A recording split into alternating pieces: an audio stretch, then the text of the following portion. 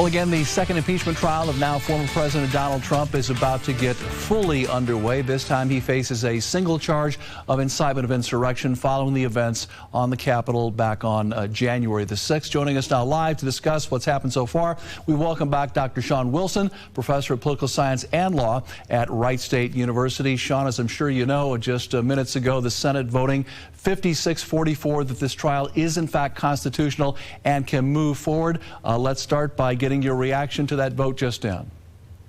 Well, the vote was pretty clear. This is very similar to the vote we had before. There were enough Republicans to oppose it, and so I think it means that they're not going to have the votes at the end of the day. So I don't think there was any surprises in the vote. You lead me directly into my next question. It is looking already like there will not be enough Republicans who will vote for a conviction whenever that vote happens. The Democrats will need 17 to cross over. As you mentioned, only 6 crossed the aisle today. But, you know, as this thing plays out, I've been wondering whether the Democrats' real end goal here is really to simply prevent Donald Trump from ever running for high office again. What are your thoughts? Looking at the end goal is exactly what you want to look at. That's what political scientists like to look at, not what's there, but what you can't see. And there's a couple of things I would watch for. One of the things I would watch for is Biden's approval rating, because as Biden pursues his agenda and passes his stimulus and so forth, they also have this other thing going on where they're impeaching this bad person. And I think that that's something that probably looks good for Biden politically. You know, Biden's not the one doing it. The other people are doing it.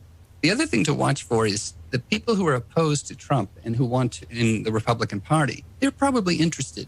Mitt Romney has always wanted a post-Trump world. He wants to run again. So does probably Ben Sasse. So you have about 5 of those Republicans who probably don't like him because they're interested.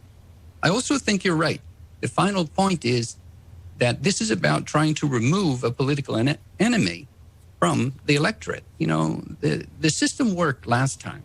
And if it has to work again, I think it can work. You know, this is kind of weird to take a political enemy and say, you're not allowed to run if someone might, you know, if the person might have success. So I think that's a problem for democracy.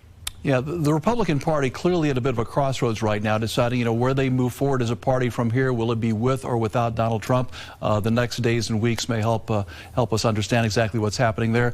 Sean Wilson, as always, we appreciate your time from Wright State, political science and law professor. Thanks again for joining us today here on 5 on 2. We'll chat again, I'm sure, down the road. All right, thanks. Bye-bye. All right.